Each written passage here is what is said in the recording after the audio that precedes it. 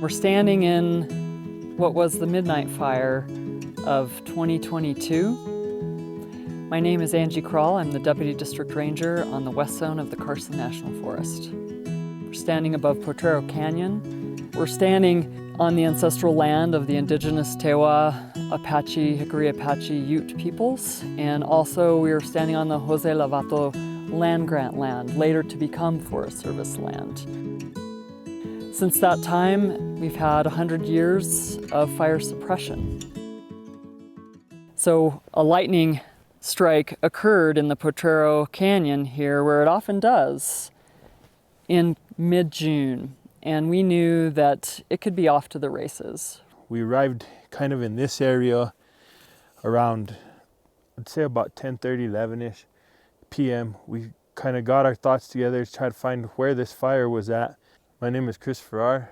At the time of the midnight fire, I was the FEO on the Rio Ranger District, the Type 6 engine. I was born and raised in northern New Mexico, and I've also had a big part to play in a lot of the prescribed and managed fires we've had on this landscape. Started hiked down to the hill of the fire. At that point, we were seeing moderate fire behavior. Ended up hiking back, got back to the vehicles about 3 in the morning. When we left it that morning, it was about 7 acres. When we got back to it, it was pushing about 60 to 70 acres, with moderate to extreme fire behavior at that point. Right about then is when you knew, like, this is gonna be bigger, way bigger. I knew since that first day. Yeah, you're like, just from the fired behavior. Yeah, once I saw the 2 heads on it. My grandfather, Victor Ortega, he homesteaded that land, the Valle Grande property, in 1920. He was working with the U.S. Forest Service, I presume, starting about 1914, maybe. We were keeping very, very close eye on a midnight fire because we knew exactly where it was located. And in fact, 2 of my nephews and my son were keeping tabs with the Forest Service officers there in El Rito and wanting to know if there was anything that we could do at the ranch to be able to assist and possibly open the ranch up to using it as a base camp. At the time that the midnight fire started, it was very dry conditions. The winds were raging directly at Vallecitos. I was on the way to Colorado with my family. We heard that the fires were happening. We turned around and came back, and we're just kind of preparing for the worst. My name is Olin Christie. I'm the district fire chief for the Vallecitos Volunteer Fire Department. I'm also a community member in La Madera, which is just south of Vallecitos. We were on a set status for evacuation, and we were just trying to keep people calm to make sure that if evacuation did happen, everyone was prepared for it, but also kind of cautiously optimistic that the prescribed burns were going to hold. Prior to the midnight fire starting, we had a couple of noteworthy projects that were completed in the landscape. My name is George Alalunas. I'm a prescribed fire and fuels technician on the west zone of the Carson National Forest. We had the Alamosa RX in 2014. We had another units in the Alamosa RX completed in 2018, as well as the Francisquito managed wildfire that happened in 2019. And the intention for those projects was to help make a catcher's mitt on the landscape, to help protect communities like Vallecitos, as well as private land in holdings. We have the Francisquito all through here, and this is kind of the area I went in through.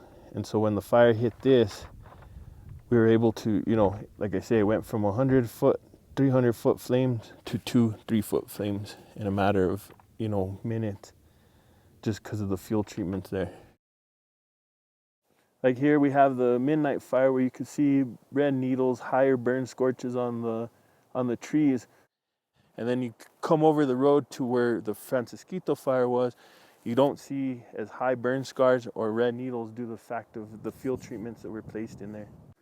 So when the fire hit these treatment areas and it was able to go from a high intensity fire to a low to moderate intensity fire, that allowed firefighters on the ground to engage safely and put a stop to this fire. I'm Joe Carrillo.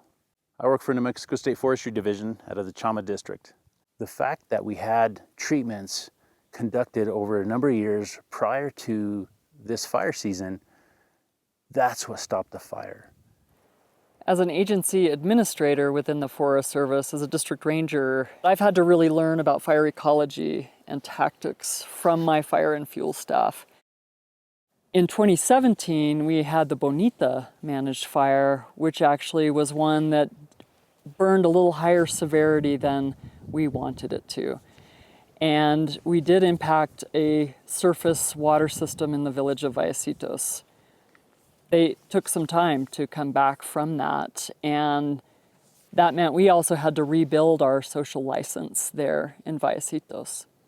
So when we wanted to burn again in one of the Alamosa units, we had community meetings. We really gathered with people. We talked one-on-one with the volunteer fire department, with the chief. So a lot of my community members, neighbors, we all depend on the forest that's around us, the watershed for clean water, whether it's for livestock or our personal use. And really we all are out here because we love the wild portions of northern New Mexico, and the forest is a huge part of that. It is imperative that Forest Service work closely with communities, keep them well informed of programs and activities that are going on and plans that they have, and really be truthful and transparent in terms of the risk factors associated with them. Moving forward, I think some of the things that I'd like to see in our community is people kind of being engaged on a level of fire preparedness, and even put in my plug for the volunteer department. You know, join a local fire department. Be ready to help your neighbors when the time comes. You know, how I see fire management in the future, it looks similar to what we've already successfully implemented here, where we have strategic projects at a landscape scale that are making the forest more resilient, where it's not only just reducing, you know, high fire severity, but we have other, you know, natural resource benefits that are coming out of that. In 2022, we have a whole new 10-year strategy ahead of us in the Forest Service, where we're getting lots of resources to do more on the landscape, thinning and burning. What our future is looking like is more of a year-round forest, prescribed burning crews, folks that really start to be part of prescribed burning and thinning crews, that's what they do. They're not just hotshots working really hard all season long with sometimes not a lot to give in the fall. You know, we've raised firefighter wages. We're bringing in a lot more permanent full-time people, because what we all know is the fire season is now year-long in many cases in different parts of the country. So we have to build an organization of not just people who can throw a tool, but really understand planning and mapping and fire ecology, the whole package, to get out in front of it, to be proactive, not always so reactive.